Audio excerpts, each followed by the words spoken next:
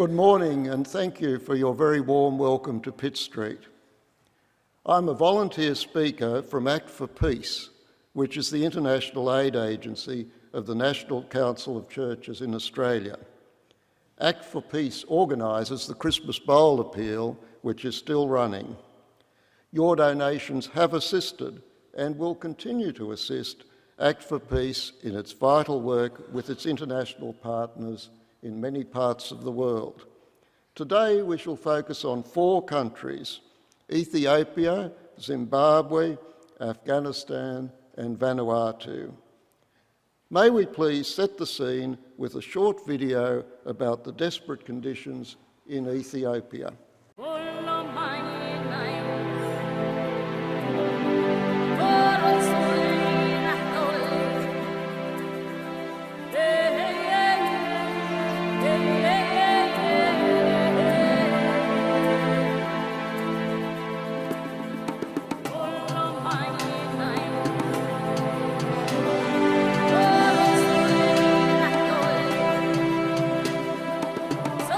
My name is Marga.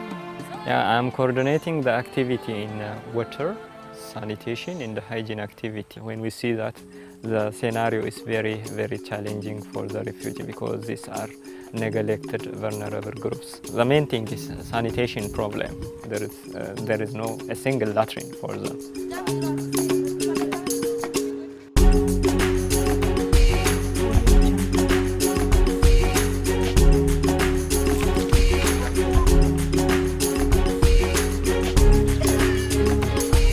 Because these people have no jerry can to collect water for drinking or other purpose. So it is the first answer they should be collected. The next step to us should be construction of this sanitation in the hygiene sanitation facility.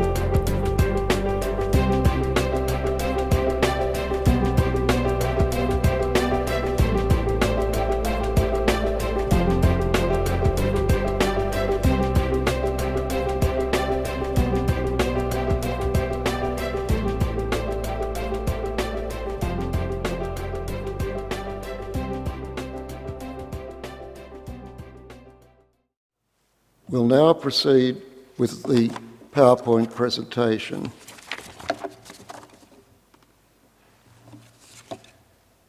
This little boy's name is John. He is 8 years old. He may be dying just because he did not have clean water. When John's family fled the horrific war in South Sudan, they arrived in a refugee camp in Ethiopia with nothing. They thought that here at last they would be safe. They were wrong. John is too weak to move. His mother is afraid he will die. Like many others in the camp, he has succumbed to hepatitis E. All it would take to save John is a bit of clean water and some soap.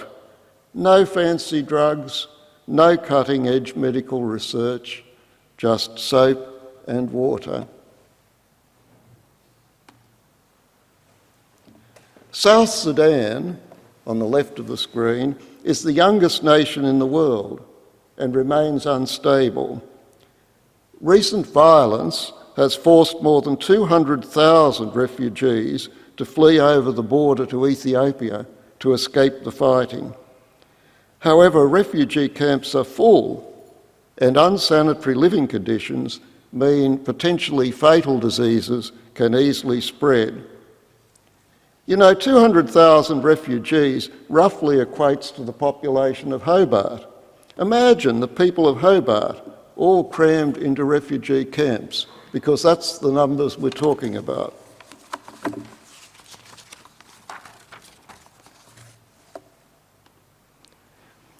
This is Akula Camp, where John lives after fleeing Sudan. People have to go to the toilet anywhere they can. The smell, the flies, and disease are everywhere. Children like John could die, but thanks to your gifts that you have made to the Christmas Bowl appeal, we can stop this right now. The solution is simple: clean water, soap, and toilets. This courageous young woman is called Karma. Karma grew up in a small, peaceful farming community in South Sudan. She has a beautiful daughter and is pregnant with her second child. But a few months ago, soldiers came to Karma's village on a rampage of killing the villagers and burning their houses. Karma and her daughter only just escaped with their lives. But through the ACT Alliance, which is a partner of Act for Peace, Karma was given a jerry can to carry water and soap so that she could prevent contamination from deadly diseases. This is the sort of practical assistance which your support for the Christmas Bowl appeal has provided. For example, $30 can provide soap for a month for 25 families like Karma's. Many of us have grown up with the Christmas Bowl appeal, which has a proven track record. It was started in 1949 by Reverend Frank Byatt, a Methodist minister in Victoria, and it has grown exponentially. Today, 2,000 churches from 19 denominations in Australia come together each year to celebrate this special tradition to help the world's most vulnerable.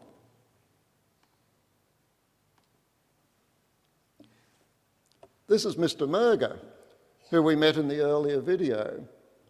Mr. Murger was an engineer, but gave up his job to become a refugee hygiene promoter. $75 will help pay the salary of a refugee hygiene promoter for up to 1 month. A generous gift of $285 will provide a toilet for refugees from South Sudan in Ethiopia. The Pitt Street congregation has already given over $15,000 to the Christmas Bowl appeal. As a matter of interest, this is enough for 52 toilets.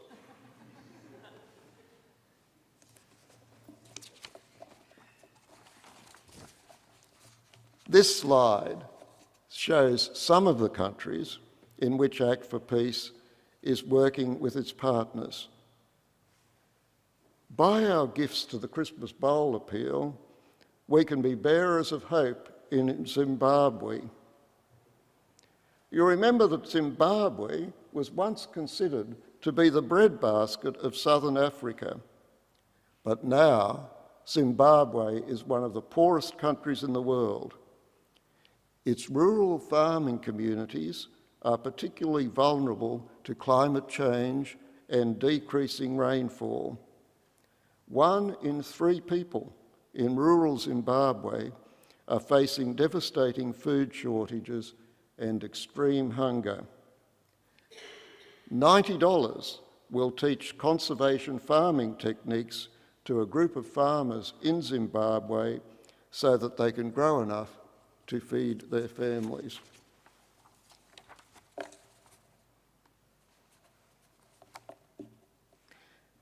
Act for Peace works with our partner organisation, Community World Service, in Afghanistan to provide girls in the Nangarhar province with backpacks filled with school materials. An example of this provision is shown on the left-hand side of the screen. 20 years ago, the Taliban were in this area of Afghanistan and there were no schools for girls. The position has changed, but not enough. On the right-hand side of the screen is a photo of the very busy Mrs. Nazo, who is headmistress to more than 3,300 girls attending one of the schools. Thanks to your generous support, Community World Service has also been able to work with local councils to help parents understand the benefits of girls receiving an education. This has resulted in strong school attendance. Act for Peace and Community World Service also train female teachers and provide school supplies for girls. With more girls attending school every year, more supplies are needed. Girls are still fighting for equal access to education in Afghanistan. Nelson Mandela has stated that education is the most powerful weapon you can use to change the world.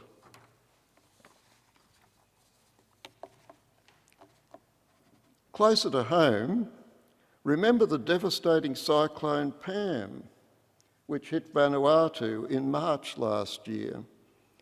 The cyclone tore through Vanuatu and damaged homes and crops and left communities without food and water. It was the worst natural disaster to hit Vanuatu in decades. As climate patterns intensify in the Pacific, Vanuatu is becoming increasingly vulnerable to natural disasters and extreme weather. Act for Peace is leading a disaster risk reduction project, which has been rolled out in Fiji, Tonga, and Vanuatu. Our partner, the Vanuatu Christian Council, worked together with churches in Vanuatu to provide aid to villages as they rebuilt after the devastation. On the left of the screen, we can see an example of Act for Peace with the Vanuatu Christian Council distributing tarpaulins to evacuation centres. On the right, we see the distribution of seed and farming tools to revive homestead gardens. The Disaster Risk Reduction Project involves training and practice of evacuation procedures. It meant that people knew where to go during Cyclone Pam and were able to take shelter in the evacuation shelter, which is often the village church. And this is important. People knew to take the important documents with them when they left their homes, which helped later when everyone in the village was being accounted for. The process of recovery and rebuilding is still continuing in Vanuatu some 10 months after Cyclone Pam.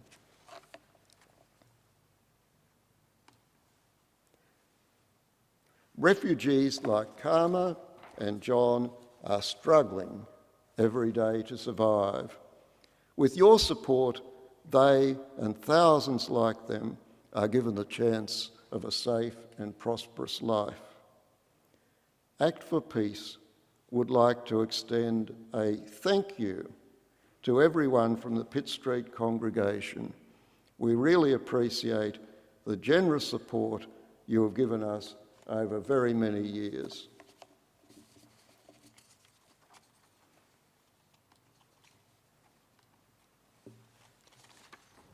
As we consider our response to the Christmas Bowl appeal and appeals for humanitarian aid generally, 3 words of encouragement come to my mind.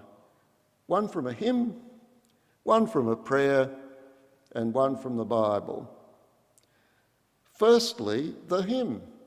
The first verse of your closing hymn today is particularly relevant. For everyone born, a place at the table. For everyone born, clean water and bread. A shelter, a space, a safe place for growing.